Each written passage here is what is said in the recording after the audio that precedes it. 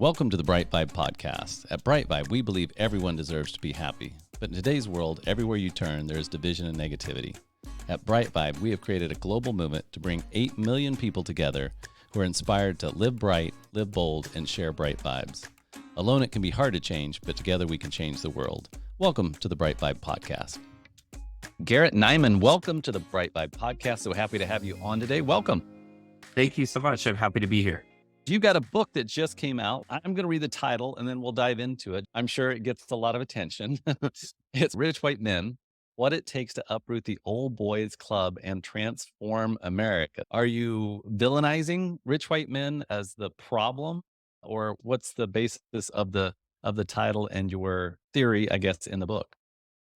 It's a really good question. And I think certainly I really don't see this book as being focused on villainizing rich white men. Certainly, I share a lot of anecdotes like the one I just mentioned, where rich white men have showed up to conversations about inequality, poverty, social justice in ways that demonstrate bias. But at the same time, it's not rich white men who invented all of these issues. The issues of concentrated power goes back even further. Now, 400 years plus is a long time. I don't want to minimize that, but this issue of power being concentrated in society and resources being concentrated in society is something that goes back a long time. And, rich white men inherited that. The ones who are alive today didn't directly build those systems. Now, if they don't work to change those systems, then they're perpetuating them. And we have really big bubbles in our society that if you're a rich white man, that you're going to grow up in a gated community, and then you're going to go to private school, and then you're going to work at Goldman Sachs with other people who are from a similar background, and on we go. So there's a lot of ways that the system actually insulates rich white men and enables them to remain ignorant on these issues. And the journey for me, a lot of it has been really trying to get out of those bubbles and build really deep relationships across differences and really begin to take seriously the lived experience of people whose backgrounds are different from mine. And I think that if more rich white men made the effort to do that, I think we'd see some of their behaviors start to change. I can think of one conversation I had in particular there was 5 of us, and we're sitting around the table, and we were specifically talking about this because it was right after the George Floyd incident. And so we were really having an authentic conversation around it.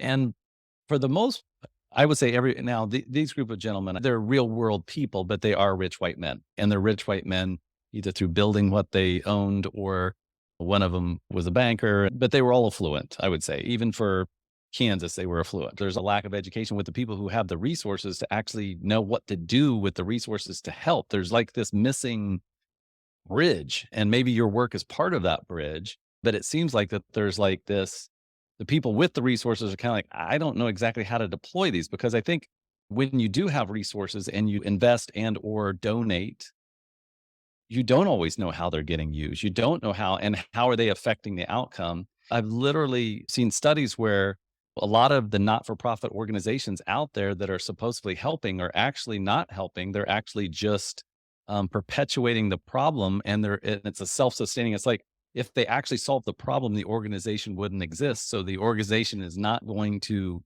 and it's not that they're doing it intentionally. There's nothing mean about it. It's just if my organization exists to fight a certain problem, and we solve that problem, then my organization no longer ceases to be, if that makes sense. I think, one of the things that you mentioned is this notion that there's a lot of folks out there, wealthy white folks, wealthy white men in particular, who are well-intentioned, who want to help and are struggling to figure out how to do that. And I do think that it is very much the case that I think of it as being undersupported in this kind of flipping the frame on. I think there's a tendency in our society to say that, that those who are from low socioeconomic backgrounds or from certain racial backgrounds or whatever, that those are the ones who need help, who need education, who need support in order to contribute. And I think it's actually much closer to the opposite, that those who hold wealth and power in society are missing that education, those skills and so forth to participate in building an equitable society. And I think part of what demonstrates this is that there are historical examples of individual privileged people who made an incredible difference. And a lot of these are stories that many of us haven't heard. I think of somebody like Stanley Levinson, who was Dr. King's closest white friend in the civil rights movement. Mhm. He was behind the scenes, helped raise money, helped hire staff, helped write speeches. They would actually collaborate on speeches to try to negotiate out how does Dr. King convey his message in ways that would effectively reach white audiences, but not be watered down or lose the key Right. points that King thought were important. There were very intentional ways that they did this bridge building that you Hmm. mentioned, it Hmm. connected across differences and basically leverage those differences in order to create more social change than either of them could have independently. Right. And those models are really hidden in our Hmm. society. If you're a wealthy white man who's trying to follow in Stanley Levinson's footsteps, you have to do a lot of digging to even discover he Right. exists. Right. Exactly. So Yeah. I'd never heard of him. most people I talk to haven't, even people who are pretty knowledgeable about the civil rights movement haven't necessarily come across it. So I think there's a lot of opportunities to lift up those examples, those stories, lift out the best practices of those bright spots, both historically and on a contemporary basis. But on an individual level, there's things that even the privileged have to gain from equity, that it's having closer relationships across differences and having more diversity of experience and perspective in your life. It's for men being able to access more of our emotions and not blowing up at our kids and spouses, even killing ourselves, that men have much higher suicide rates, Right. maybe partly because of not being able to get their emotions out effectively. So there's all these ways where an equitable society actually serves even the advantage. Mhm. And what does it look like to try to make a case to elites that what we have to gain from an equitable America is more than what we have to lose. And I don't have any illusions that I or even the collective we on this is going to convince 100% of elites to move in that direction. But what Right. I found is that if even a small number of folks move significantly to really dig deep into the work, to redistribute wealth, to social justice movements and so forth, it can have a transformative impact on our society. So that's really my focus. And something you said, which I think, and I would like clarity around, is when you say redistribution of wealth, because that's all. We could have just put that on the title of the book and said, "Let's redistribute wealth," and that would have been just as hot a topic as rich white men, I think. So when Yeah, you say redistribution of wealth, what does that look like for you? sure. There's different ways of looking at it. And I think the first thing I like to emphasize is that currently we have a redistribution of wealth upward. Like that when you look at Mm. how low taxes the ultra wealthy pay through capital gains and the army of accountants they hire, there's the corporations have, I think it's 10 accountants for every employee at the IRS. Like this is not a fair fight that we're in here. And so some of that is just what does it look like to have policies that like first just prevent the redistribution upward. Like we're literally subsidizing the ultra rich and we're also subsidizing the moderately rich, like things like we are renting now, but we owned a home previously and we got a mortgage tax deduction every year. That I came from a wealthy family. I paid for my down payment with a gift from my grandmother. And then the government writes me what you might call like a handout check every year because I bought a home using money I didn't earn. There's all these strange ways that we have, some people call them upside down tax policies Mm. that actually lead the redistribution to be upward. So that's part one is like, how do we actually stop it from going the wrong direction? But then also, what does it look like to have a progressive tax policy that basically takes into account that that wealth compounds. Like that if you're a wealthy person, you're going to get richer and richer. Your money's going to double every 15 years or 10 years or 5 years or 2 or 3 Right. years these days for some folks. If that's what's happening, regardless of how hard you're working, how much you're contributing, it's going to have to take a pretty aggressive, pretty progressive tax policy to actually level the playing field and really invest in our whole country.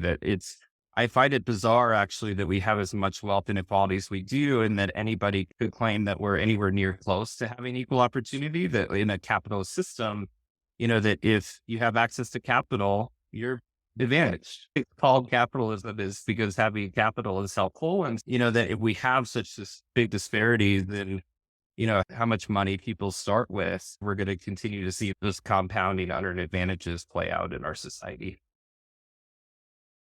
So statistically, lottery winners go bankrupt much more than the average person goes bankrupt, right? Because they're given capital, but they're not given education, right? They're not, it's unearned capital versus earned capital. And I'm not disagreeing with with some of the statements you've made, but in essence, if we're taking from the rich and giving to the poor, that doesn't solve anything if there is no understanding of how to build, create, and maintain wealth. It's an education issue because we can provide capital, but if there's no education on how to do that or how to maintain it and how to keep it, then it's like the lottery winners and everybody. I've seen this in my own life. So how do we fix the education problem?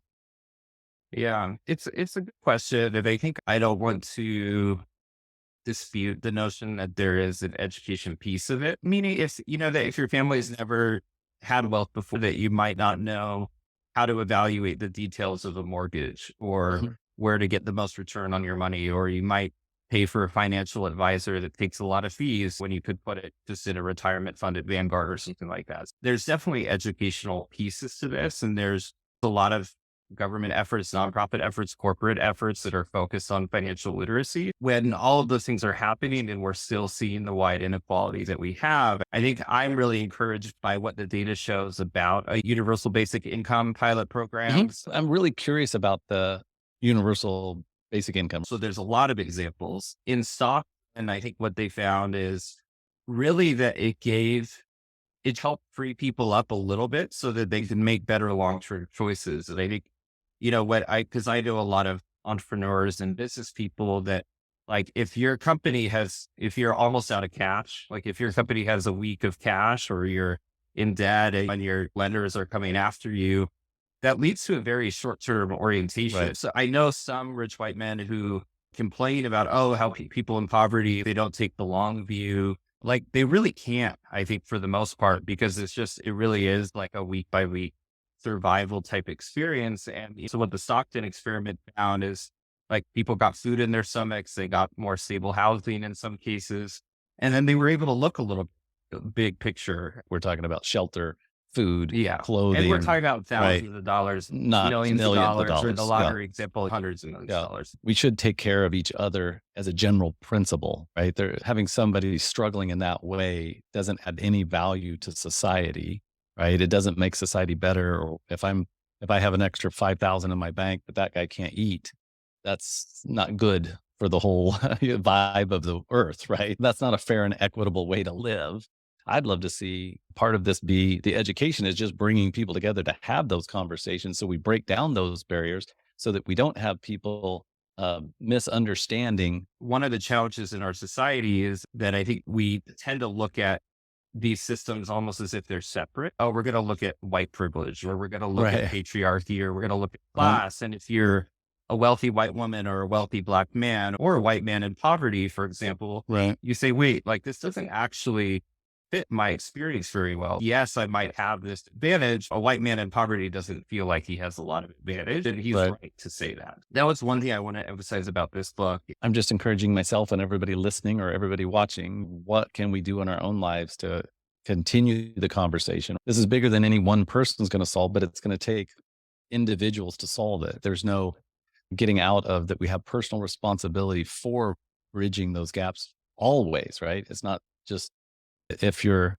a person that feels like that you have disadvantages, I would encourage you to talk to somebody that you think has advantages and start to find common ground. And if you're a person that is like myself, that was ignorant to some of the advantages that I had, definitely reach out and find people that don't feel that way and start to have those conversations. As a human being, you naturally start to gravitate, at least what I have found is typically you try to find commonalities. There's something about being human, especially just one on one. The group dynamic is different.